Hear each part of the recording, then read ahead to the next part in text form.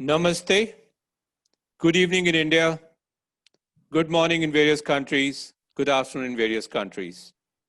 मैं हूं Rajiv Khurana, founder trustee lung care foundation, और आज हमारे फाउंडर और managing trustee doctor Arvind Kumar के साथ हम एक कार्यक्रम आपके सामने पेश कर रहे हैं, होम एडमिनिस्ट्रेशन ऑफ ऑक्सीजन। ये हमारे स्पर्श प्रोग्राम की सीरीज का दूसरा एपिसोड है। कल हमने प्रोग्राम किया था कोविड एंड लंग्स।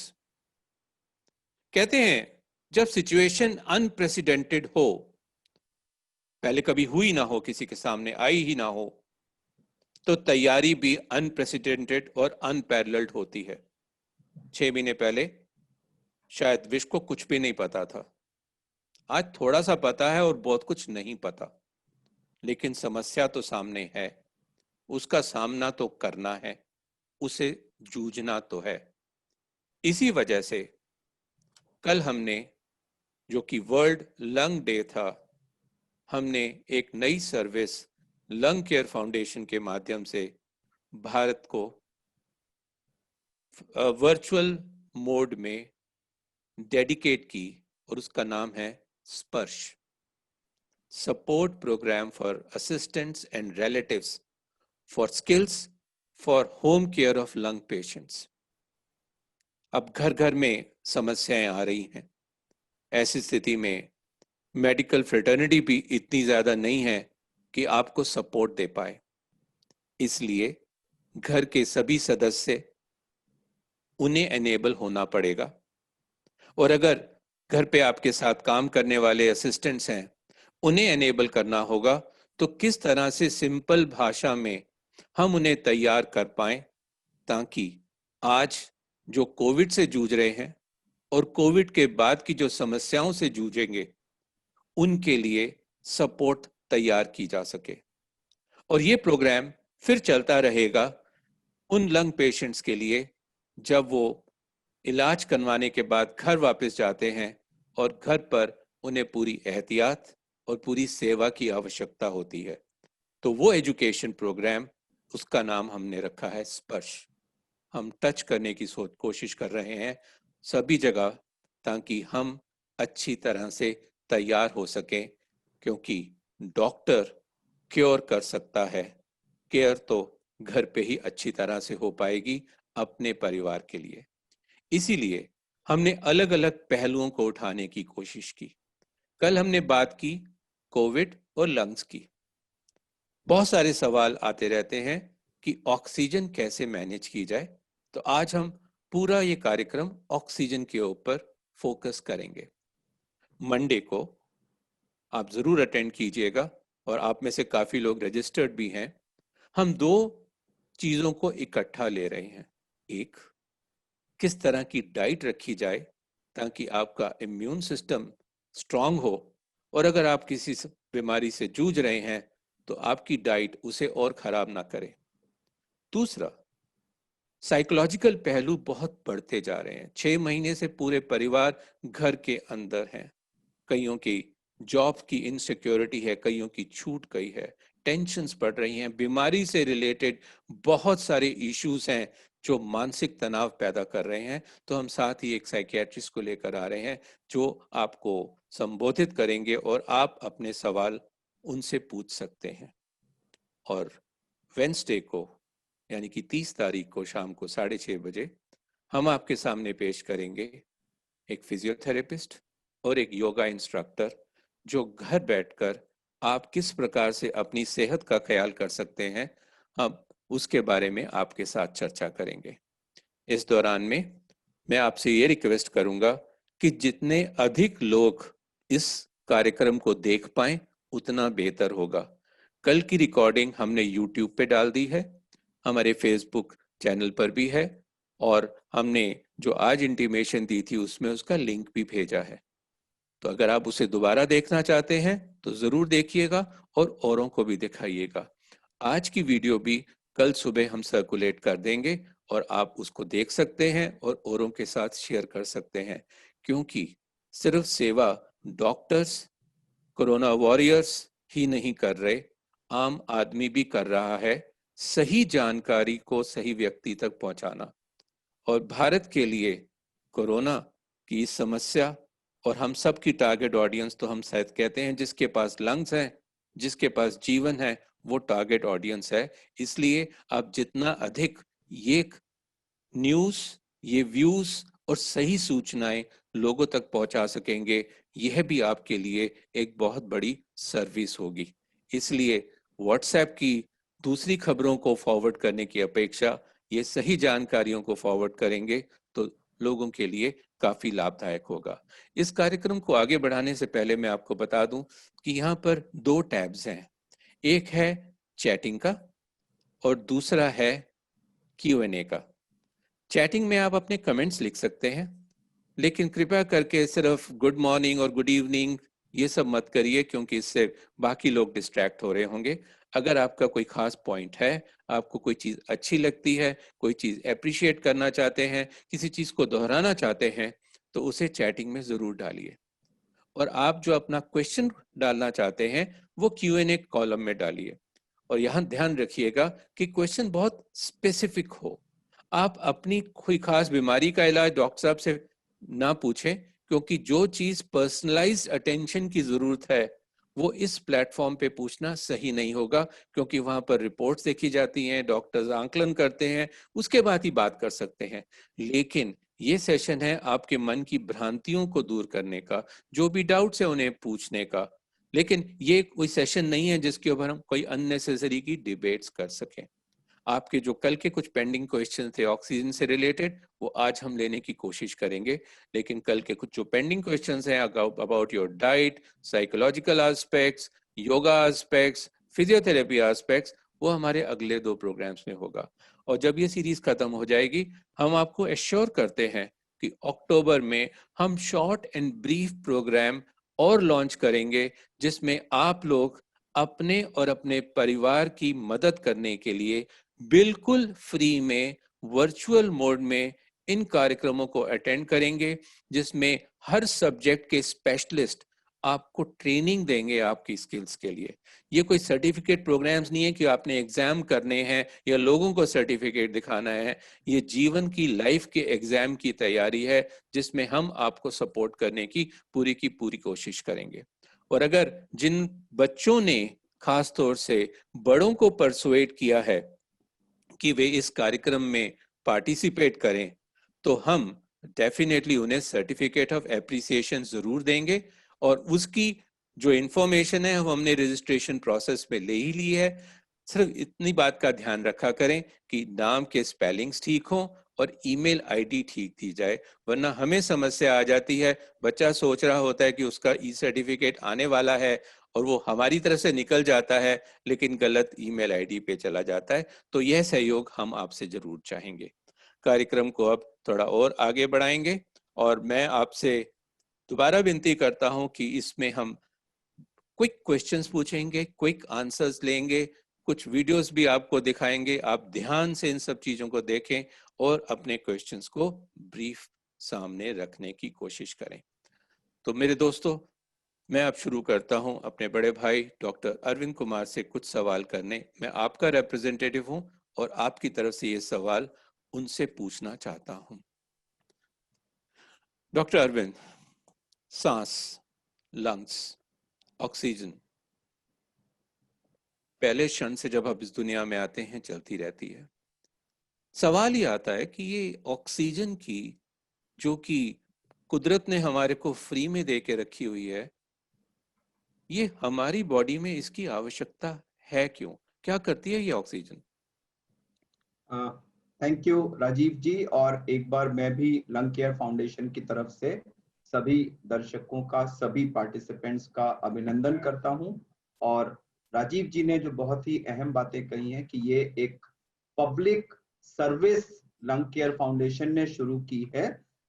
हम बहुत समय से एक्चुअली इस बात को डिस्कस कर रहे थे कि हमारे देश में बहुत सारे क्रॉनिक लंग डिजीज के पेशेंट्स हैं जो एक्यूट ट्रीटमेंट के बाद डिस्चार्ज हो जाते हैं, लेकिन वो नॉर्मल नहीं होते। उनको घर जाके भी काफी केयर की जरूरत पड़ती है और उनके रिलेटिव्स का उनकी केयर के कुछ इंट्रिकेट पॉइंट्स को जानना उनकी केयर के लेवल को कहीं ज्यादा एलिवेट कर देगा। और उसके लिए हम ऐसे प्रोग्राम का काफी समय से डिस्कशन कर रहे थे, लेकिन कोरोना ने उस चीज को एक इमरजेंसी का रूप दे दिया और राजीव जी के द्वारा ये नाम दिया गया स्पर्श। और अब लंग केयर फाउंडेशन स्पर्श प्रोग्राम लेके आपके सामने हाजिर है। कल पहला प्रोग्राम हुआ, आज दूसरा हुआ, तीसरा और चौथा मंडे और वेंसडे को होगा।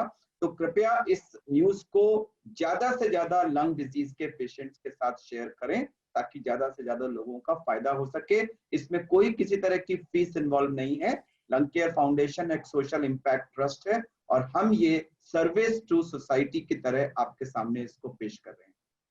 राजीव जी, आपने क्वेश्चन किया कि ऑक्सीजन का रोल क्या है। तो ऑक्सीजन हमारे बॉडी में सर्वाइवल के लिए सबसे एसेंशियल एलिमेंट है। कोई भी प्रक्रिया जो हमारे बॉडी के अंदर होती है उसको वो ऑक्सीजन के बिना नहीं हो सकती। बॉडी के अंदर बायोकेमिकल प्रोसेसेस चलते हैं जिसको क्रेब्स साइकिल कहते हैं और बहुत सारे और जटिल प्रोसेसेस चलते हैं। आप ये सोच लीजिए कि सेल की सिंथेसिस से लेकर के और डिफरेंट डिफरेंट ऑर्गन्स की जो खरबों अरबों सेल्स होती हैं उनके काम करने की हर प्रक्रिया, सारी की सारी प्रक्रियाएं ऑक्सीजन के द्वारा ही कहीं ना कहीं संचालित और अफेक्टेड होती हैं। अब ये अगर मैं बायोकेमिकल रोल उसका एक्सप्लेन करने लग जाऊंगा तो उसमें बहुत समय लग जाएगा, लेकिन मैं संक्षिप्त में एक सेंटेंस में कहूंगा कि किसी भी सेल के अंदर कोई भी प्रक्रिया ऑक्सीजन के बिना नहीं चल सकती और अगर किसी भी सेल को 3 मिनट से ज्यादा ऑक्सीजन से वंचित रखा जाए तो वो सेल डेड हो जाती है। ओके अरविंद, मैं ऑक्सीजन की होम एडमिनिस्ट्रेशन से पहले कुछ और इम्पोर्टेंट सवाल भी आप लोगों जी के सामने रखना चाहूंगा, बिकॉज मैं चाहता हूं कि लोग इसे अच्छी तरह से समझें। श्योर। पिछले 5 साल से लंग केयर फाउंडेशन ये स्ट्रगल कर रहा है एयर पोल्यूशन के खिलाफ भी। आपकी लीडरशिप में हम सब लोग मिलकर इस पे काम कर रहे हैं, दुनिया भर में हम इस पे काम कर रहे हैं, आवाज उठा रहे हैं, लेकिन सिचुएशन बदलती हुई नजर नहीं आ रही। एयर पोल्यूशन बढ़ता जा रहा है। PM 2.5, PM10 बहुत हाई लेवल पे अब और होने वाला है। एक छोटा सा उदाहरण दोस्तों आपको बता दूं कि पिछले साल दिवाली के आसपास में इंग्लैंड में लंदन में PM10 जब 25 पे पहुंचा तो फ्रंट पेज की न्यूज बनी और दिवाली के उस दिन मैंने देखा 2600 था PM10 दिल्ली और उसके आसपास। किसी को कोई कानो कान खबर नहीं थी, किसी ने परवाह नहीं की। और हमें आदत पड़ती जा रही है प्रदूषित हवा के साथ जो भगवान ने हमारे को फ्री में ऑक्सीजन दी हुई है। एक ये मान के चलें कि अगर ऑक्सीजन हॉस्पिटल में जाके आपको खरीदनी पड़े तो वो कितनी कीमत आपको देनी पड़ेगी, उसका अंदाजा मैं आपको एक एग्जाम्पल के साथ दूंगा और उसके बाद मैं डॉक्टर अरविंद से इसकी वैलिडिटी के बारे में भी बात करूंगा। पीछे साकेत के एक रेस्टोरेंट ने ऑक्सीजन बार क्रिएट किया जिसके अंदर 15 मिनट की ऑक्सीजन के 299 रुपए चार्ज करने लगे और लोगों ने एक बड़े फैशन के तौर पे फ्री प्योर ऑक्सीजन लेने के लिए वहां जाना शुरू किया, 300 रुपया 15 मिनट के लिए। और मैंने ये कैलकुलेशन करी कि अगर आपके परिवार में 4 लोग हैं, भगवान करे उन्हें लंबी आयु हो, लेकिन सभी 80-80 साल की एज के हों, तो 80 साल की आयु दिन में 25,000 बार सांस जो आप लेते हैं, 15 minute at the rate of 299, आपके पूरे परिवार को खर्च करने पड़ेंगे 335 करोड़ 26 लाख रुपए सिर्फ सांस लेने के लिए। क्या हम इतना कमा पाएंगे? और अगर आप सोचते हैं जी हम तो डिस्काउंट ले लेंगे तो 10% पे भी काम करेंगे तो 33.5 करोड़ रुपीस सिर्फ ऑक्सीजन लेने के लिए होंगे जो कुदरत ने हमारे को फ्री में देके रखी हुई है। तो डॉक्टर अरविंद कुमार, मैं चाहता हूं कि हम थोड़ा लोगों को झंझोड़ें कि जो ये कुदरत ने हमारे को एयर अच्छी दे के रखी हुई है, एक डॉक्टर के पॉइंट ऑफ व्यू से एयर क्वालिटी को हम जो पोल्यूट करते जा रहे हैं, कोविड का असर तो बाद में आएगा, इन सब का हमारे जीवन पे क्या असर होता है, ये आप बात करें और उसके बाद हम ऑक्सीजन की बात करेंगे। डॉक्टर अजीब, हम अरविंद। लोग एक एवरेज पर्सन 24 घंटे में 25,000 बार सांस लेता है और 10,000 लीटर के करीब हवा अंदर लेता है, और आपको पता है कि उसमें हवा में 20% के करीब ऑक्सीजन होती है, और वो ऑक्सीजन हमारे बॉडी में जाती है और CO2 बाहर आती है। तो यह चीज हमें नेचर ने, कुदरत ने फ्री ऑफ कॉस्ट दी हुई है हम सबको, और उसको मेंटेन करने के सिस्टम्स भी बनाए हुए हैं कि हम CO2 निकालते हैं, ऑक्सीजन लेते हैं। उसने हमारे साथ प्लांट्स को क्रिएट कर दिया जो ऑक्सीजन निकालते हैं, CO2 लेते हैं। अगर हम दोनों की कोएग्जिस्टेंस हो जाए, हम CO2 निकालते रहेंगे, ऑक्सीजन लेते रहेंगे, वो ऑक्सीजन निकालते रहेंगे, CO2 लेते रहेंगे, दोनों अच्छी तरह से कोएग्जिस्ट कर सकते हैं। अनफॉर्चुनेटली हमने क्या किया है कि हमने अपनी कोएग्जिस्टेंस के लिए जो एसेंशियल एलिमेंट्स हैं उन्हीं को डिस्ट्रॉय करना शुरू कर दिया है। एक तरह से कहें तो अपने ही पैर पे कुल्हाड़ी मारना शुरू कर दिया है, और उसी की वजह से आज ये सारी प्रॉब्लम्स आ रही है। राजीव, अब सवाल ये आता है कि इससे हमारी प्रॉब्लम्स जो कोविड से पहले तक तो हम जूझते रहे, asthma, COPD, ILD, TB, smokers की प्रॉब्लम, अब ये प्रॉब्लम और एग्रावेट हो गई है कोविड से। कल मैंने आंकड़े डाले थे कि इन सब बीमारियों की वजह से दुनिया भर में कितने लोगों को तकलीफें हो रही हैं, कितनों की जानें जा रही हैं। कोविड अभी उस नंबर तक नहीं पहुंचा, लेकिन कोविड ने इसको और विषम परिस्थिति में पैदा कर दिया है। अरविंद, इसके ऊपर आपके क्या कमेंट्स हैं प्लीज? तो देखिए राजीव, आपने जो सारी बीमारियों का नाम लिया, COPD हो, अस्थमा हो, ट्यूबरकुलोसिस हो, इंटरस्टिशियल लंग डिजीज हो, या और कोई भी प्री एग्जिस्टिंग जो लंग की बीमारियां हैं, जैसा कि कल प्रोफेसर खिलानी ने बहुत ही सुंदर तरीके से एक्सप्लेन किया था कि इन सब बीमारियों से ग्रसित रोगी कोविड से शिकार ज्यादा होते हैं, और शिकार होने की स्थिति में उनमें डेथ रेट भी ज्यादा होता है। इसलिए इन सब लोगों को कोविड से विशेष प्रिकॉशन रखने की जरूरत है। ऐसा नहीं है कि केवल उन्हीं लोगों को प्रॉब्लम होती है, इवन जो नॉर्मल लोगों को जब कोविड हो रहा है, तो आजकल ये देखा जा रहा है कि एक बहुत मेजर डिफरेंस है कोविड इन्फेक्शन में और बाकी वायरल इन्फेक्शन में, जो बहुत ही मैं कहूंगा विकराल रूप में निकल करके सामने आया है पिछले 3 महीने में। कि आमतौर पे वायरल इन्फेक्शन हम सबको होता था, हम सब 3 से 5 दिन फीवर से ग्रसित होते थे, 2, 4, 6 दिन उससे रिकवर करने में लगते थे, और मैक्सिमम 1 हफ्ते 10 दिन में हम सब नॉर्मल हो जाते थे। लेकिन कोविड में इवन माइल्ड डिजीज से सफर करने वाले लोग बाद में कई कई हफ्तों तक लिथार्जी, यानी कि बदन टूटा टूटा रहना, कमजोरी सी होना, कुछ हर समय जैसे एक कमजोरी या बीमारीपन का एहसास होना, और उनकी अगर माइल्ड डिजीज भी थी तो जो उनकी एक्सरसाइज एबिलिटी है वो थोड़ी सी, कुछ जैसे पहले अगर वो 3 मंजिल तक चढ़ जाते थे तो अब उनको 3 मंजिल तक चढ़ने में कोई दिक्कत हो रही है। इस तरह की चीजें बहुत से लोग रिपोर्ट कर रहे हैं। प्रॉब्लम आ रही है मॉडरेट और सीवियर डिजीज वाले पेशेंट्स में, खासकर से सीवियर डिजीज वाले पेशेंट जो ICU में थे, वेंटिलेटर पे थे, बाईपैप पर थे, हाई फ्लो नेजल कैनुला पे थे, रीब्रीदिंग मास्क पे थे। वो लोग जब रिकवर कर जा रहे हैं तो उनको कई कई हफ्तों तक ऑक्सीजन की जरूरत पड़ रही है। जो लंग्स में न्यूमोनिया हो रहा है, कुछ परसेंटेज केसेस में ये न्यूमोनिया परमानेंट डैमेज कॉज कर रहा है, जिससे वो लंग्स श्रिंक कर जा रहे हैं, लंग्स में फाइब्रोसिस हो रही है, लंग्स में स्पॉट्स परमानेंटली परसिस्ट कर रहे हैं। और ये पेशेंट जब घर जा रहे हैं, क्योंकि उनको परमानेंटली तो आप हॉस्पिटल में नहीं रख सकते, तो कई पेशेंट्स हैं जिनको ऑक्सीजन पे घर में डिस्चार्ज किया जा रहा है, उनमें साइकोलॉजिकल इश्यूज आ रहे हैं, उनको खाने की प्रॉब्लम है, भूख नहीं लग रही है, वो लिथार्जी से कम सफर कर रहे हैं, मतलब कितनी भी कोशिश कर ले वो नॉर्मल नहीं फील कर पा रहे हैं, और कईयों में ऑक्सीजन की रिक्वायरमेंट हफ्तों महीनों तक परसिस्ट कर रही है। तो ये जो कोविड का आफ्टर मैथ है या आफ्टर इफेक्ट है, ये एक आम वायरल फीवर से कहीं ज्यादा है और कहीं विकराल रूप में है। कुछ कुछ पेशेंट्स को तो ये बुरी तरह से वर्चुअली लंग क्रिपल बना दे रहा है, मतलब वो एक तरह से लंग के तौर पे अपाहिज तक हो जा रहे हैं। राजीव, अरविंद, ये आपने बहुत ही अच्छे और कॉम्प्रिहेंसिव तरीके से बात करी, और इसमें परिवार का बहुत इम्पोर्टेंट योगदान है। बिकॉज अगर आपने अपने पेशेंट को सही ढंग से ट्रीट करना है तो 3 चीज़ें बड़ी ज़रूरी हैं उस पेशेंट के लिए: आपकी पेशेंस, आपकी पेशेंस, आपकी पेशेंस। और उस पेशेंस के साथ जब आप काम करेंगे, इमोशनल सपोर्ट देंगे, खान पान का पूरा ध्यान रखेंगे, माइल्ड एक्सरसाइजेज जैसे डॉक्टर्स कहते हैं वो कराएंगे, तो आपका पेशेंट डेफिनेटली रिकवर होगा। और इसीलिए अगले 2 कार्यक्रमों को भी आपको देखना बड़ा सख्त जरूरी है।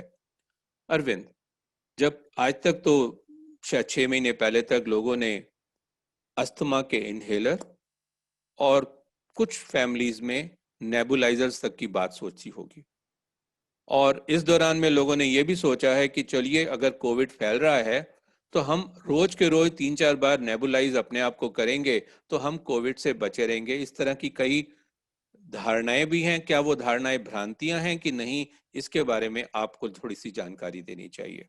राजीव, किसी का भी ये मानना, बहुत से लोगों ने ये कहा था कि अगर आप स्टीम लेते रहेंगे रेगुलरली या नेबुलाइजर लेते रहेंगे तो उससे कोविड बचा रहेगा। नहीं, मैं इसका कोई साइंटिफिक बेसिस नहीं है। कोविड, अगर आपको कोविड से बचना है तो 3 उसके जो गोल्डन प्रिंसिपल्स हैं, सोशल डिस्टेंसिंग, कि हर व्यक्ति को आप पॉजिटिव मानिए और उससे 1 से 1.5 मीटर की दूरी रखिए, ताकि अगर उसके मुंह से जो एरोसॉल निकल रहा है उसमें वायरस पार्टिकल्स हैं तो वो आप तक या तो पहुंचे नहीं, और पहुंचे भी तो बहुत ही मिनिमम मात्रा में पहुंचे, जिसको शायद आपका शरीर झेल जाए और आपको इन्फेक्शन ना हो। तो ये पहला है, सोशल डिस्टेंसिंग। दूसरा, मास्क, हर व्यक्ति मास्क पहने। अगर मुझे कोरोना है, मैंने अच्छी तरह से मास्क पहना है तो मेरा एरोसॉल कम से कम बाहर जाएगा, मैक्सिमम जो वायरस पार्टिकल्स हैं वो मास्क के अंदर ट्रैप हो जाएंगे। और अगर दूसरे व्यक्ति ने भी 1.5 मीटर की दूरी रखी है और मास्क पहना हुआ है तो उसके बॉडी में या तो कोई डोज जाएगी नहीं वायरस की, या नेग्लिजिबल डोज जाएगी। तो ये दूसरा बात हुआ। तीसरा, हर सरफेस को जिसको आप हाथ से छुएं उसे पॉजिटिव माने, और उसके बाद में, जैसा कि डॉक्टर खिलानी ने कल कहा था, अच्छी तरह से प्रॉपर तरीके से 20 सेकंड तक साबुन से हाथ धोएं या सैनिटाइजर से उसको 20 सेकंड तक क्लीन करें।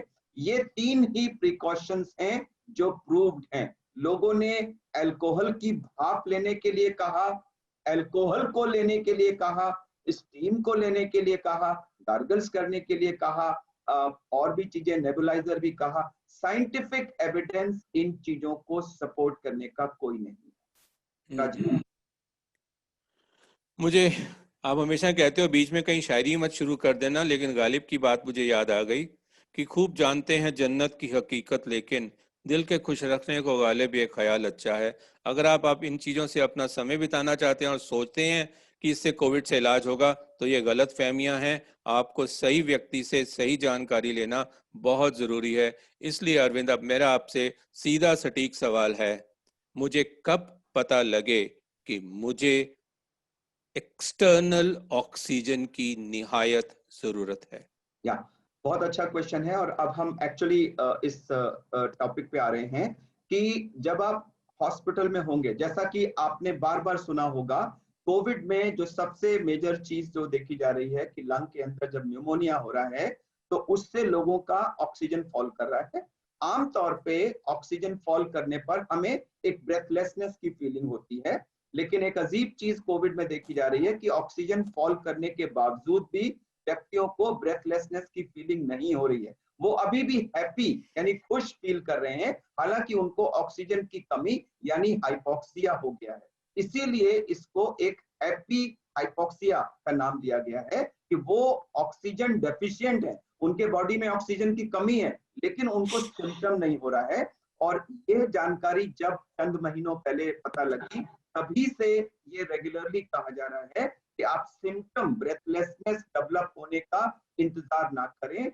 शुरू से ही एक डिवाइस होती है ऑक्सीजन मेजर करने की, उसके द्वारा अपना ब्लड में ऑक्सीजन को मेजर करते रहें, और अगर वो ऑक्सीजन लेवल कम है तो तुरंत आप अस्पताल जाएं, सीटी स्कैन होगा, उसमें आपका निमोनिया प्रूव होगा, आपको ऑक्सीजन दी जाएगी। हमारे ब्लड में ऑक्सीजन को मॉनिटर करने के 2 तरीके होते हैं। एक जिसमें हम अपनी आर्टरी से ब्लड लेकर के उसको ब्लड गैस एनालिसिस कहते हैं, एबीजी कहते हैं, आर्टीरियल ब्लड गैस एनालिसिस।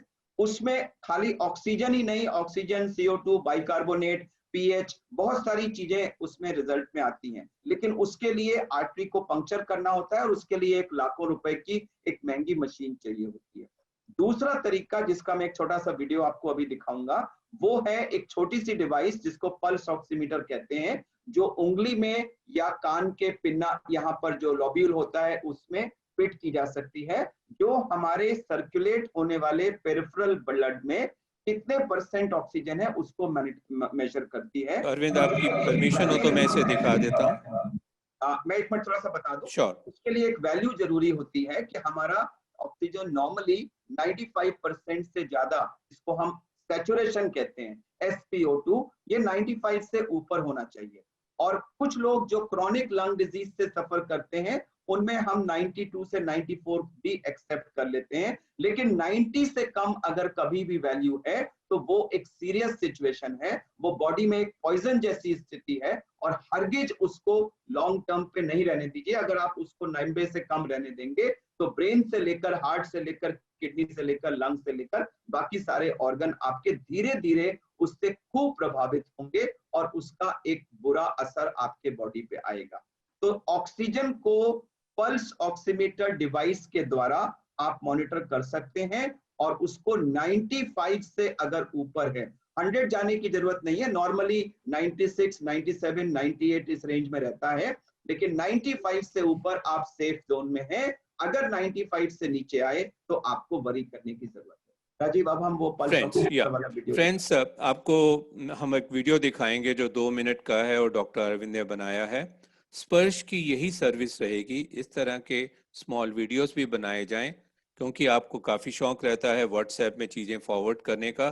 तो ये कुछ अच्छी चीज़ें जब आप फॉरवर्ड करेंगे तो सही मायने में आप सही जानकारी लोगों तक पहुंचाएंगे, और ये भी एक देश की सेवा होगी। तो मैं पेश कर रहा हूं आज का पहला वीडियो। हम आज 2 वीडियोस आपको दिखाएंगे।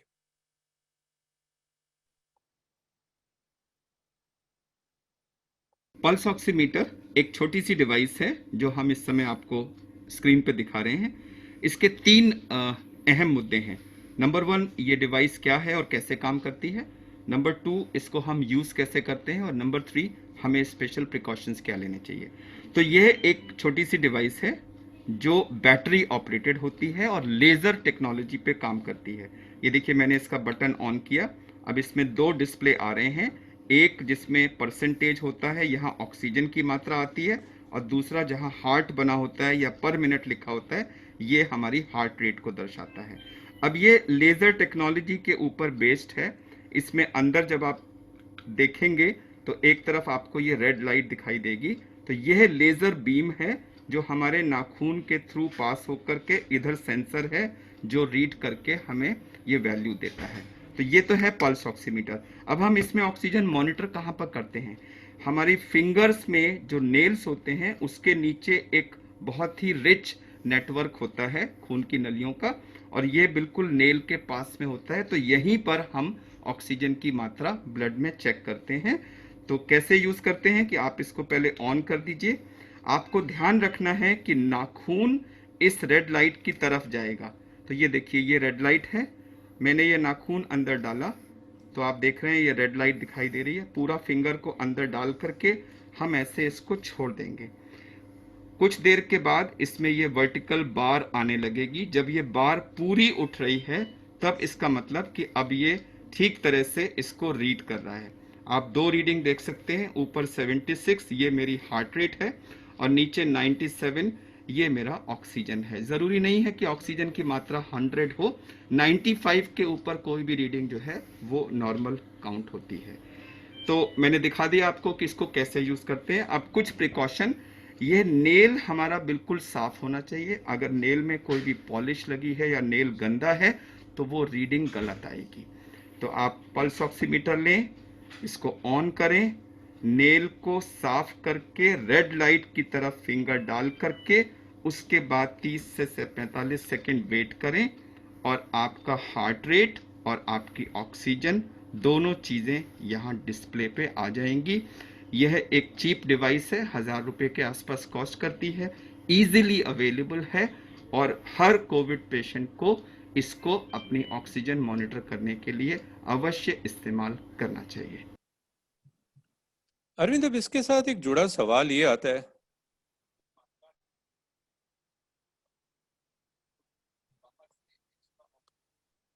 हेलो। या अरविंद, हाँ एक सवाल इसके साथ जो जुड़ा हुआ आता है वो ये कि फैमिली में 4 सदस्य हैं, क्या सबके लिए अलग अलग ऑक्सीमीटर हो या एक से काम चल जाएगा, खास तौर से जब हमें यह डर लगा हो कि किसी एक को शायद कोविड पॉजिटिव जी हो सकता है। राजीव, तो अगर अगर आप कोविड पॉजिटिव पेशेंट, जैसे आजकल हम कोविड की ही बात कर रहे हैं, तो जी, ये हर व्यक्ति के लिए ये डिवाइस अलग होनी चाहिए। और ओके, खासकर से अगर जैसे कि घर में मान लीजिए 4 मेंबर्स हैं और एक मेंबर को अभी फीवर हुआ है और वो हम्म होम आइसोलेशन पे है, तो वो हम्म जो डिवाइस यूज कर रहा है वो किसी दूसरे के साथ शेयर नहीं की जानी। That's a very important point, friends. Few points to be kept in mind. एक, नेल पॉलिश, नेल आर्ट, इनसे दूर रहें। बेहतर है नेल पॉलिश रिमूवर का इस्तेमाल करें और इंश्योर करें कि ये मीटर आपके पास एक्सक्लूसिव हो। और घर में अगर किसी को भी डाउट हो तो अगर आप टूथब्रश शेयर नहीं करते तो आप ये ऑक्सीमीटर भी शेयर नहीं करेंगे। ये आपका एक्सक्लूसिव डिवाइस होनी चाहिए। ये कोविड के लिए है। जी, जब कोई मान लीजिए दूसरा कोई क्रॉनिक लंग डिजीज पेशेंट है जो यूज कर रहा है, तब ये चीज होल्ड ट्रू नहीं करेगी। बिल्कुल, क्योंकि हॉस्पिटल में भी जनरली वो इंटरचेंज करते रहते हैं। जी। But is there a way to sanitize this आप इसको ऑक्सीमीटर? कर सकते हैं, आप सैनिटाइज मतलब सैनिटाइजर लेकर के आप उसको हम अंदर उसको क्लीन कर सकते हैं।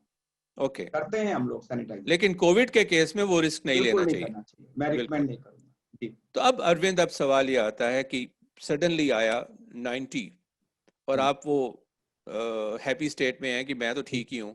जी अब उस सिचुएशन के अंदर परिवार के क्या स्टेप्स इन्वॉल्व होने चाहिए फर्दर? जी राजीव, दो सिचुएशंस आएंगी। एक तो कि आप फीवर से ग्रसित हैं और सस्पेक्ट है, सस्पिशन है कि ये कोविड हो सकता है। जी, आप इनिशियली माइल्ड सिम्टम्स हैं, आपको कहा गया कि आप ये पल्स ऑक्सीमीटर से मॉनिटर करिएगा। आप मॉनिटर कर रहे थे, अचानक आपने देखा कि ये 95 से 0 नीचे जा रहा है। आपको बिना 1 मिनट भी समय वेस्ट किए जी, तुरंत हॉस्पिटल जाना चाहिए, जो भी नियरेस्ट हॉस्पिटल हो, और वहां आपको एडमिट किया जाएगा। कोई भी व्यक्ति जिसका ऑक्सीजन 95 से नीचे फॉल कर रहा है, irrespective of age, irrespective of any other thing, mandatory that he goes to hospital. ये तो एक सिचुएशन हुई। इसके आगे की ट्रीटमेंट की बात हम यहाँ नहीं कर सकते। वो ट्रीटमेंट आपका हॉस्पिटल में होगा, क्योंकि आपको तुरंत ऑक्सीजन दी जाएगी ताकि आपकी ऑक्सीजन 95 से ऊपर आए।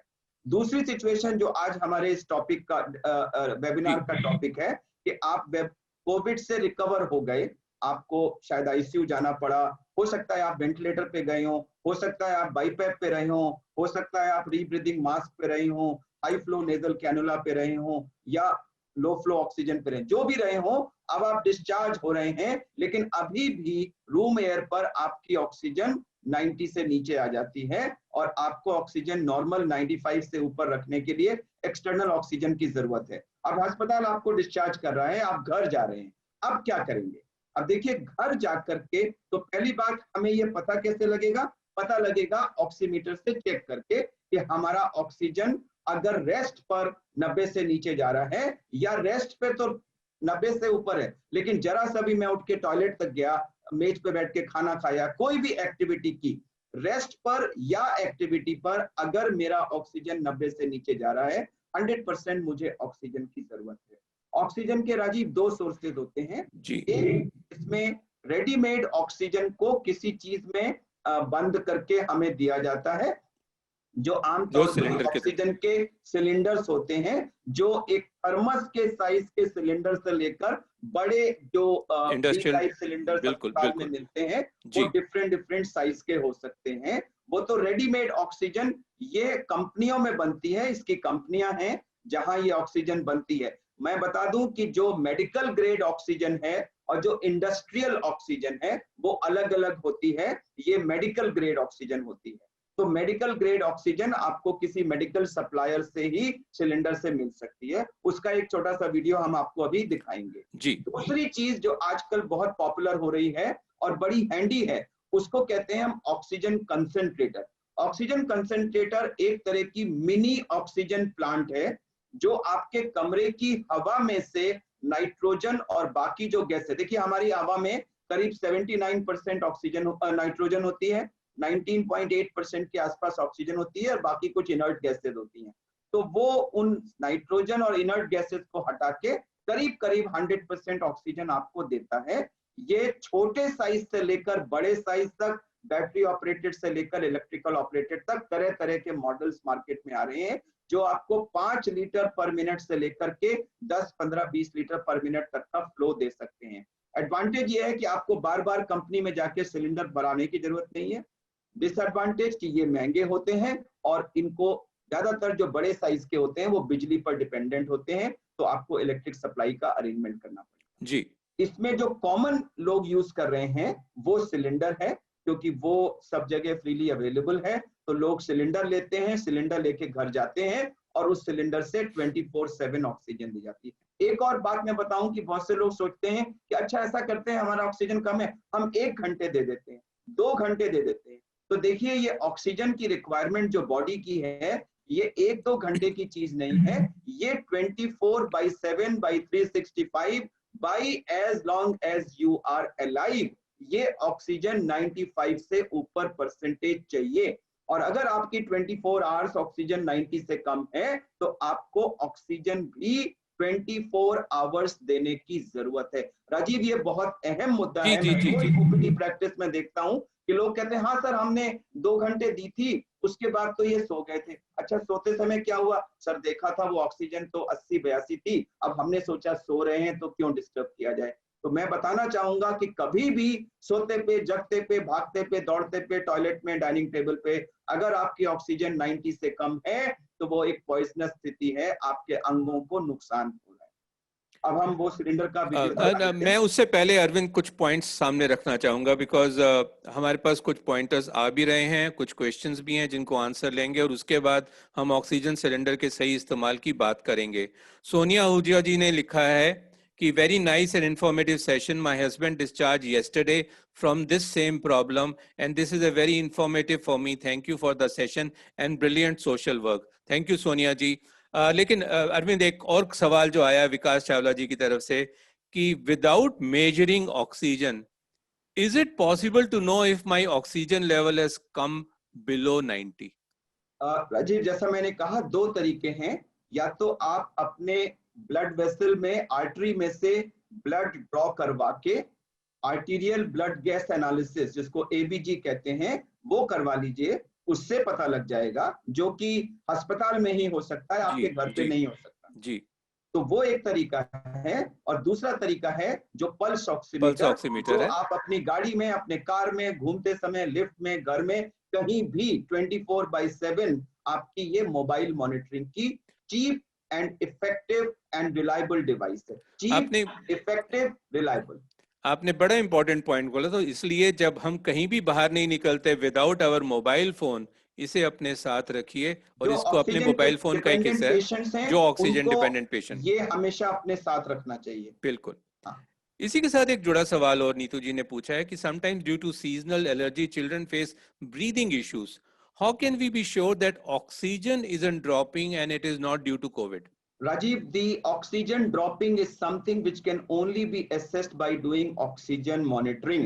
Sometimes, if during an attack of asthma, if you see the child's lips or nails turning blue, it's a sign that the oxygen levels are falling, because the blood is supposed to be pink and the blood is blue when the oxygen is very, very low. So if you ever see a child becoming blue in the lips, in the ear lobules, or in the fingernails during the attack, it's a sure short sign that his oxygen is going low. But I would never recommend this to be relied upon as a way of measuring low oxygen. The surest method is by pulse oximeter.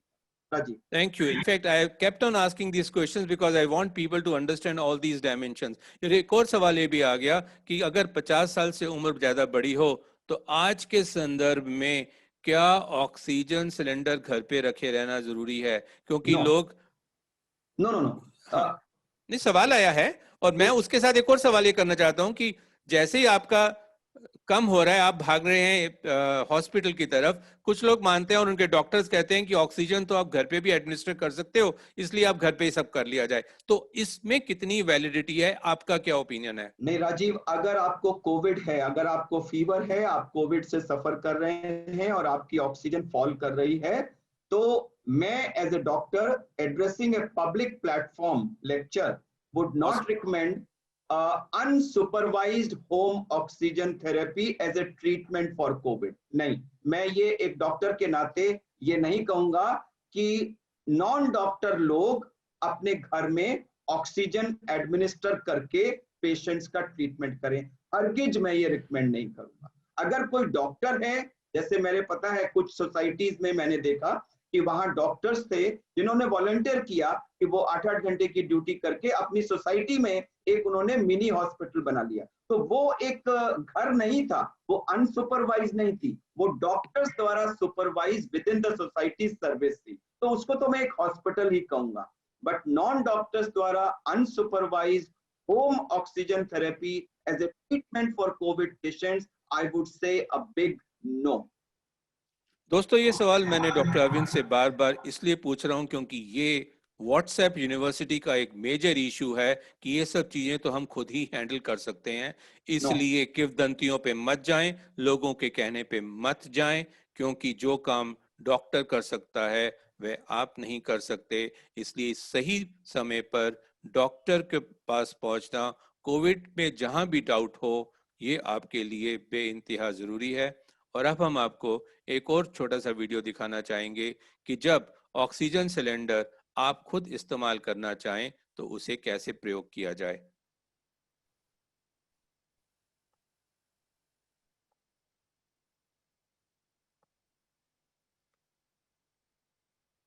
Oxygen की मात्रा जब किसी रोगी के शरीर में कम होती है तो फिर उसको बाहर से एक्स्ट्रा ऑक्सीजन दिए जाने की जरूरत होती है। ऑक्सीजन एक मेडिसिन की तरह है जो अपने आप नहीं लेनी होती है, हमेशा किसी डॉक्टर के प्रिस्क्रिप्शन पे ही दी जाएगी। अब ऑक्सीजन सप्लाई करने के आजकल कई तरीके हैं। यह एक सिलेंडर है जिसमें ऑक्सीजन अपने स्टोरेज की जगह से रेडीमेड आपके पास आती है। आजकल ऑक्सीजन कंसंट्रेटर्स भी अवेलेबल हैं, जो एक मशीन होती है छोटी सी, जो आपके घर में हवा से ही ऑक्सीजन बना करके आपको सप्लाई कर देता है, उसमें बार बार रिफिल करने की जरूरत नहीं होती है। ऑक्सीजन सिलेंडर के कुछ जो कंपोनेंट्स है वो मैं आपको दिखाना चाहूंगा। ये सिलेंडर जब फैक्ट्री से आता है तो यहाँ पर एक वेल्व है जो बंद होता है। इसके अंदर ऑक्सीजन बहुत ही हाई प्रेशर पे होती है, तो कभी भी इसको खोलते समय आप ऑक्सीजन की ट्यूब पेशेंट को ना लगाएं, पहले इसको खोल लें। और यह एक फ्लो मीटर है जो इससे निकलने वाली ऑक्सीजन के रेट को कंट्रोल करता है। तो कभी भी सिलेंडर से डायरेक्ट ऑक्सीजन नहीं दी जाती है, वो हमेशा फ्लो मीटर के थ्रू दी जाती है। फ्लो मीटर के भी 3 हिस्से होते हैं। एक ये ह्यूमिडिफायर चेंबर होता है जिसमें पानी या डिस्टिल वाटर रखा जाता है, जिससे कि ऑक्सीजन पहले इसमें जाती है, उसका ह्यूमिडिफिकेशन होता है, यानी उसमें कुछ नमी पहले दी जाती है और फिर वो निकल करके इस एग्जॉस्ट से किसी दूसरी ट्यूब के द्वारा रोगी के पास जाती है। तीसरी चीज होती है जो एक फ्लो मीटर या जो उसका रेट रेगुलेट करने वाला, आप देख सकते हैं यहाँ पर इसमें नंबर्स बने हुए हैं 2, 4, 6, 8, 10। तो यह लीटर प्रति मिनट ऑक्सीजन को दर्शाता है कि कितना लीटर पर मिनट ऑक्सीजन पेशेंट के अंदर जा रही है। और तीसरा ये उसको कंट्रोल करने वाला वाल्व होता है। आप देख सकते हैं कि जैसे ही मैं ये वाल्व को खोलूंगा, ये देखिए एक काले रंग का एक ये स्टॉपर होता है जो ऊपर आ जाता है और वो ऑक्सीजन उस समय कितनी जा रही है ये दर्शाता है। आप नीचे देख सकते हैं कि इसके अंदर बबल्स हैं, तो यह ऑक्सीजन इस समय 4 लीटर के रेट पे इससे आकर के ह्यूमिडिफायर चेंबर में जाकर के यहां से बाहर निकल रही है। इस रेट को हम कम ज्यादा कर सकते हैं रोगी की जरूरत के मुताबिक। हमें कम से कम ऑक्सीजन देनी होती है रोगी का सैचुरेशन 95 से ऊपर रखने के लिए। अगर कभी भी सैचुरेशन 90 से नीचे होगा तो वो एक पॉइजन की स्थिति होती है और पेशेंट को नुकसान होता है। हमारा कोशिश हमेशा सैचुरेशन को 92 से 95 के बीच में रखने की होती है। हम 95 से ऊपर 100 जाने की कोशिश कभी ना करें, क्योंकि अगर आप इसको बहुत ज्यादा मात्रा में देंगे तो ऑक्सीजन तो आप बढ़ा देंगे, लेकिन उसके साथ साथ बॉडी में CO2 की मात्रा बढ़ जाएगी, रोगी बेहोश तक हो सकता है। कृपया ऐसा कभी ना करें। कम से कम ऑक्सीजन दीजिए, ऑक्सीजन की लेवल को 92 से 94 के बीच में रखने के लिए। अब यहां से निकलने वाली ऑक्सीजन को पेशेंट के बॉडी में कैसे पहुंचाएं, उसके लिए हमारे पास कुछ ट्यूब्स होती हैं। ये देखिए, मैंने ये ट्यूब को इसको यहां लगा दिया और उसके बाद ये ऑक्सीजन अब इस ट्यूब के थ्रू आ रही है। ये नेजल कैनुला है, जैसा कि आप देख सकते हैं। इसमें 2 ये प्रॉन्ग्स होते हैं जो हमारे दोनों नाक के अंदर चले जाते हैं। ये बहुत ही सॉफ्ट रबर से बने होते हैं और इसके थ्रू ये ऑक्सीजन नाक के अंदर जाती है। अब इसको लगाने का तरीका होता है, मैं आपको दिखाता हूं। डालते हैं ऐसे और इसमें से देखिए इस समय यहां से ऑक्सीजन निकल रही है। ये दोनों के दोनों नाक के अंदर जाते हैं और इसको यहां डाल करके हम जो पीछे इसका स्टॉपर है उसको एडजस्ट करते हैं, ताकि यह ना तो बहुत टाइट हो और ना ही लूज हो, और उसके बाद इसको कहीं पर लगा देते हैं। अब इस समय इस सिलेंडर से ऑक्सीजन निकल करके इस ट्यूब के थ्रू होती हुई इस नेजल कैनुला के थ्रू मेरे पे अंदर जा रही है, और जब मैं अपनी सांस ले रहा हूं तो उस सांस के साथ ये एक्स्ट्रा ऑक्सीजन अंदर जा रही है। कितनी ऑक्सीजन जाएगी यह मात्रा हमारे सैचुरेशन के अनुसार डिसाइड की जाती है और इस रेगुलेटर के द्वारा यहां देख करके उसको एडजस्ट किया जाता है। धन्यवाद। अरविंद, इसके साथ ही कुछ जुड़े और सवाल भी हैं। अब आपने घर पे ऑक्सीजन एडमिनिस्टर की, ये सारी पाइप्स हैं, आपने थोड़ी देर के लिए निकाल के रख दिया, डस्ट भी हो सकता है, कोई और इन्फेक्शन भी आ सकती है। क्या चीजें की जाएं ताकि जो ये प्लास्टिक की पाइप्स वगैरह भी हैं ये ढंग से सैनिटाइज हो सकें, और अगर ये इनमें कुछ इफेक्ट आ गया, जर्म्स आ गए, तो हमारे को इफेक्ट कर सकते हैं? जी राजीव, प्रैक्टिकल बात पूछी है आपने। तो देखिए, इसको, ये जो चीज है ये हमारे शरीर के कहीं अंदर नहीं जा रही है, ये एक्सटर्नल है, तो इसको स्टेरिलाइज करने की जरूरत नहीं है। ये साफ होना चाहिए, हाँ, कंटेमिनेटेड नहीं होना चाहिए, लेकिन इसके स्टेराइल होने की जरूरत नहीं है। तो इसको, जैसा कि मैंने ये ट्यूब जो यूज की थी, ये नई ट्यूब यूज की थी। जब पेशेंट्स यूज करते हैं तो हम हर पेशेंट को नई ट्यूब देते हैं, और वो पेशेंट जब मान लीजिए कुछ देर के लिए लगाई और फिर हटा दिया, तो वो उसको फोल्ड करके किसी साफ कपड़े के अंदर बंद करके वहां रख लेते हैं, और कुछ समय के बाद फिर जब दोबारा यूज करना होता है तो उसको कर सकते हैं। जरूरत पड़ी तो इसको सैनिटाइजर से सैनिटाइज भी किया जा सकता है। That's a very important point. अब एक खास तौर से एक एडवाइस मैं चाहूंगा एल्डरली सिटीजन्स के लिए। आजकल अकेले रह रहे होते हैं, हॉस्पिटल से वापस आ गए, सिर्फ मम्मी पापा हैं घर पे, और ऑक्सीजन को खुद एडमिनिस्टर करना पड़ता है, और जाहिर है ऐसी स्थिति में कंफ्यूजन और इमोशन दोनों हाई हो जाते हैं। क्या आप उनके लिए कोई खास टिप या उनके परिवार वालों के लिए कुछ खास टिप्स देना चाहेंगे? सॉरी राजीव, आपने कहा बच्चे हैं घर पे? एल्डरली बच्चे नहीं है घर पे, सिर्फ हाँ, एल्डरली कपल रह रहे हैं, और उनको बुजुर्ग लोग रह ऑक्सीजन रहे की, हैं, और उनको वो ऑक्सीजन की ऑक्सीजन जरूरत। एडमिनिस्टर कर रहे हैं, घर पे आ गए हैं हॉस्पिटल से, डॉक्टर ने कहा है ऑक्सीजन को एडमिनिस्टर करते रहो।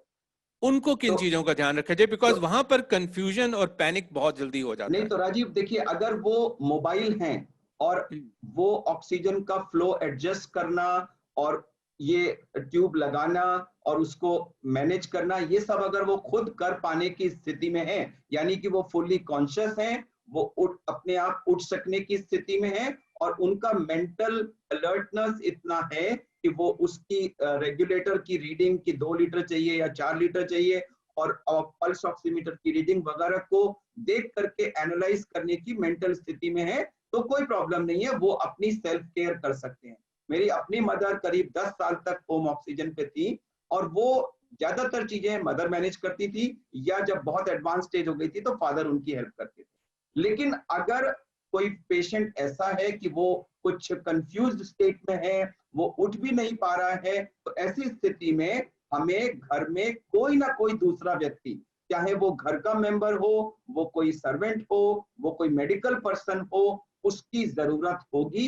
और उसी के लिए राजीव हमने ये स्पर्श प्रोग्राम बिल्कुल। प्लान किया है कि अगर उन लोगों को कुछ बेसिक फंडामेंटल रिक्वायरमेंट्स कि ऐसे पेशेंट को क्या, मैंने अपनी प्रैक्टिस में सबसे ज्यादा चीज ये देखी है कि किसी भी पेशेंट को ये बात नहीं पता होती कि ऑक्सीजन को हमें 24/7 देने की जरूरत है।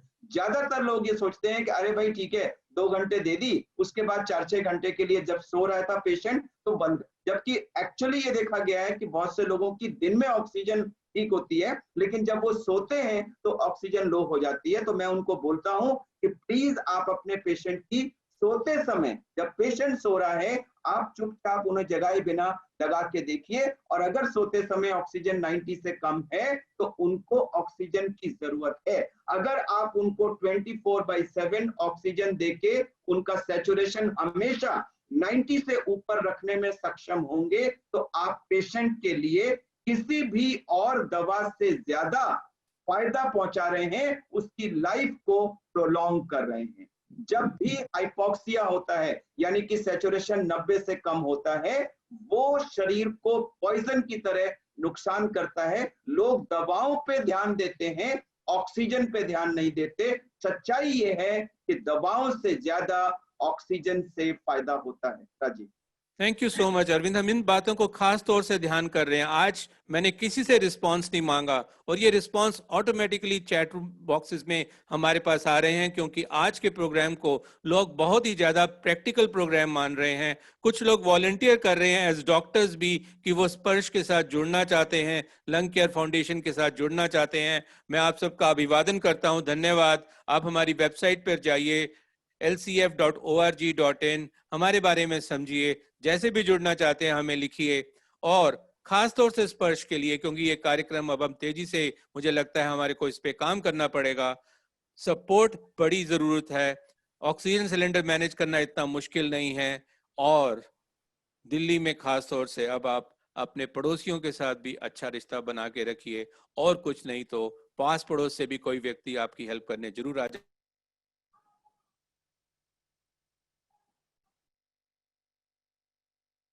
राजीव अनम्यूट करिए। नहीं, वो आप ऑटोमेटिकली कैसे म्यूट हो गया कोई मुझे बात नहीं नहीं। मालूम। हाँ, तो अगर आप किसी की मदद करना चाहते हैं तो प्लीज यही चीज मान लीजिए कि अगर आप डॉक्टर हैं तो मोहल्ले में ही लोगों का ख्याल करें, और अगर आप इंडिविजुअल वॉलंटियर हैं तो ये चीजें जो डॉक्टर अरविंद ने कही हैं, ये वीडियोस कल से यूट्यूब और फेसबुक पे अवेलेबल होंगे। 2-3 बार दोबारा देखिए, औरों को दिखाइए, और लोगों की सेना को तैयार कीजिए जो इस सेवा का काम कर सके। और आज के समय में ये बहुत बड़ी सेवा आपकी तरफ से होगी। राजीव, मैं इसमें अरविंद ऐड करना चाहूंगा कि जी। हमारे देश में लाखों लोग ऐसे हैं। अब तो चूंकि लाइफ एक्सपेक्टेंसी बढ़ रही है, जी। घर घर में वृद्ध लोग ऐसे हैं जी। जिनकी एक्चुअली ऑक्सीजन कम है, और अगर उनको सिर्फ 24/7 ऑक्सीजन मिल जाए तो उनकी लाइफ कहीं ज्यादा बढ़ जाएगी। जैसा कि मैंने बताया, मेरी अपनी मदर को 10 साल से ऊपर सिर्फ इसलिए वो जी बिकॉज हम उनको 24/7 ऑक्सीजन इंश्योर कर पाए। जी अरविंद, मैं लोगों को एक और बात भी कहना चाहूंगा कि कहीं भी कभी ये पेशेंट के साथ आपकी जिद की लड़ाई भी हो सकती है। 24 घंटे अगर ऑक्सीजन लगी हुई है और पेशेंट चिढ़ जाता है, बस 2 घंटे के लिए तो आराम करने दो, आप प्यार से समझाइए, चाहे जिद से समझाइए। लेकिन जैसे डॉक्टर अरविंद कुमार कह रहे हैं, अगर 24 घंटे ऑक्सीजन की जरूरत है ऑक्सीमीटर को मॉनिटर करते हुए, तो आपने पेशेंट के साथ पेशेंटली डील करते हुए उन्हें कन्विंस करना है कि वो ऑक्सीजन का इस्तेमाल करते रहें। क्योंकि इससे बाद एक और परिस्थिति है जो मैं अब डॉक्टर अरविंद के साथ पूछना चाहूंगा। समय हमारे पास बहुत कम रह गया है। अरविंद, क्या स्टेज आती है कोविड के सिचुएशन में जब ये ऑक्सीजन सिलेंडर्स भी काम करना बंद कर देते हैं और हमारे को वेंटिलेटर पे जाना पड़ जाता है? राजीव, उससे पहले एक बहुत ही अहम सूचना देना चाहूंगा कि जी। जैसा कि हम सब जानते हैं, ऑक्सीजन कंबशन में हेल्प करती है। वो स्वयं ज्वलनशील पदार्थ नहीं है, लेकिन अगर आग में आप ऑक्सीजन आग के पास ले जाएंगे बिल्कुल। तो वो आग को भड़का देती है। तो बहुत ही अहम पॉइंट है कि कोई भी व्यक्ति जिसने ऑक्सीजन लगा रखी है उसको आग से कम 2 से 3 फीट की दूरी रखनी चाहिए। गलती से भी ये सिलेंडर या ऑक्सीजन ट्यूब किचन में, गैस में या किसी भी फायर के सोर्स के पास नहीं पहुंचनी चाहिए। राजीव, जब ये ऑक्सीजन की रिक्वायरमेंट जैसे कि मैंने कहा 1-2 लीटर से 7-8 लीटर तक होती है, मैक्सिमम जो ये सिलेंडर है वो 8-10 लीटर दे पाता है, और इवन जो ऑक्सीजन कंसंट्रेटर्स हैं वो भी 8-10 लीटर से ऊपर नहीं दे पाते। तो शुरू में व्यक्ति की हो सकता है 1 लीटर की रिक्वायरमेंट हो, लेकिन जैसे जैसे लंग डिजीज बढ़ती है, रिक्वायरमेंट बढ़ती जाती है, और एक स्टेज आती है जहां पर 7-8 लीटर पर मिनट ऑक्सीजन के बावजूद भी आपकी ऑक्सीजन 92 से 95 नहीं रह पाती, वो लो हो जाती है। उसके बाद ये ऑक्सीजन थेरेपी अलोन के एंड की सीमा आ जाती है, और फिर उसका नेक्स्ट स्टेप होता है जिसको हम बाईपैप कहते हैं, जो कि एक बाहर से लगाने वाली मशीन होती है, जो नॉन इन्वेजिव वेंटिलेटर कहते हैं, उसकी स्थिति आती है। उसके बारे में आज हम बात नहीं कर सकते, शायद स्पर्श के किसी फ्यूचर सेक्शन में नहीं, हम बिल्कुल अपनी लिस्ट बनाते जाएंगे किन किन विषयों पर हमें विस्तार से कार्यक्रम तैयार करने होंगे। कुछ हमारे रेडीमेड वीडियोस बनेंगे, कुछ हमारी इस तरह की चर्चाएं होंगी। मेरे पास इस वक्त इतने सारे सवाल, इतने सारे कमेंट्स आ रहे हैं, आई एम सो सॉरी, मैं सभी को इंक्लूड नहीं कर सकता, लेकिन इस बात का मैं प्रॉमिस करता हूं कि लंग केयर फाउंडेशन की टीम हर एक पॉइंट को अच्छी तरह से नोट करेगी, इन्हें इकट्ठा किया जाएगा। ये हमारे लिए एक गाइडेंस और फीडबैक का स्रोत भी होगा, ताकि हम फ्यूचर के प्रोग्राम्स को इसके अनुसार अच्छी तरह से तैयार कर सकें। अरविंद, एक सवाल और राजीव, है। एक क्वेश्चन मैंने पढ़ा कि ये फायर के पास क्यों नहीं जाना है। उसका कारण ये है कि ऑक्सीजन फायर को एकदम से बढ़ा देती है जी, और जैसे कि आपने देखा होगा फायर एक्सटिंग्विशर्स में CO2 होती है, तो कार्बन CO2 फायर डाइऑक्साइड। को बुझाती है, जी, ऑक्सीजन फायर को तेज करती है, इसलिए जी। हमें ऑक्सीजन के पास नहीं जाना। अरविंद, आपके लिए बहुत ज्यादा कॉम्प्लीमेंट्स आ रहे हैं और मुझे मालूम है कि आपको कॉम्प्लीमेंट ज्यादा सुनने की आदत नहीं है। आप चाहते हैं कि आपसे कोई कमी रह जाए तो लोग आपको जरूर बताएं, ताकि आप उसमें आप अपनी कंसिस्टेंटली इंप्रूवमेंट कर सकें। That's your personality. सो मैं उनको पॉइंट्स को रीड नहीं करना चाहता, बट इस बात को आपको बताना चाहता हूं कि लोगों को ये कार्यक्रम बेइंतहा पसंद आया है। एक सवाल और रह गया अरविंद, क्योंकि 3 लोग, मिनट रह गए हैं सिर्फ। हाँ बिल्कुल, मैं उस मेरी नजर घड़ी पे रहती है और हमेशा टाइम पे ही मैं खत्म करूंगा, पर ये आखिरी सवाल पूछना जरूरी है, क्योंकि एक कैटेगरी बहुत बड़ी मात्रा में भारत में होती है जो सारी गुस्ताखी खुद करती है और फिर सोच के रखती है उनको तो कुछ नहीं होने वाला, और वो है smokers. Smokers, covid, oxygen therapy, इन सब के मिश्रण से क्या सिचुएशन होने वाली है, ये आप ही बता राजीव, सकते हैं। हम हम तो इस सिर्फ पे धमका सकते जी हैं। देखिए, अगर आपको कोविड को बुलाना है, निमंत्रण देना है, hey covid please come to my house, please come to me, तो आपको अपना स्मोकिंग करते रहिए। If you are a smoker and you are continuing to smoke, you are increasing the chances of your getting COVID and your dying of COVID many times. Number one. Number two, if you stop smoking, the damage is not reversed, but further damage is stopped. तो आज ही आपका stop करने का best time है। Number 3, अगर आप already Covid से सफर करके घर गए हैं और आपको ऑक्सीजन की जरूरत पड़ रही है और घर जाके आपने फिर से स्मोकिंग कर दी, मैं जानता हूं लोगों को जो एक तरफ स्मोक कर रहे हैं और दूसरी तरफ ऑक्सीजन लगाए हुए हैं, तो ऐसा ही है कि आपके घर में आग लगी हुई है, फायर एक्सटिंग्विशर वाले उस पर पानी डाल रहे हैं और आप उसमें पेट्रोल डालते हैं। अगर आपको ये अच्छा लगता है तो कृपया करते रहिए। सही बात कह रहे हैं डॉक्टर अरविंद, और इनफैक्ट मैं सबके तरफ से एक चीज करना चाहता हूं। लोगों ने खास तौर से मुझे करने को बोला है कि डॉक्टर अरविंद कुमार को सैल्यूट किया जाए, उन्होंने इतना अच्छा कार्यक्रम आज सामने पेश किया। और आखिरी 1 मिनट है जिसको मैं लेना चाहूंगा। प्लीज। अपने घर में से 10 मिनट के लिए आप बाहर जाते हैं तो ताला लगाते हैं, हर तरह की एहतियात बरतते हैं, क्योंकि आप अपने घर के सामान को सेव करना चाहते हैं। अपनी लाइफ को सेव करने के लिए सक्षम हो जाइए, जागरूक हो जाइए, क्योंकि अगर आप उसका ध्यान नहीं रख पाएंगे तो डॉक्टर अरविंद क्या, दुनिया भर के डॉक्टर आपके लिए कुछ नहीं कर सकते। ये कार्यक्रम आपको कैसा लगा, इसके बारे में आप हमें जरूर लिखिएगा। और इस कार्यक्रम के पीछे बहुत सारे लोगों की मेहनत छुपी हुई है। मेरे पीछे आपने देखा होगा सब लोगों ने हाथ ऐसे उठा के रखे हैं।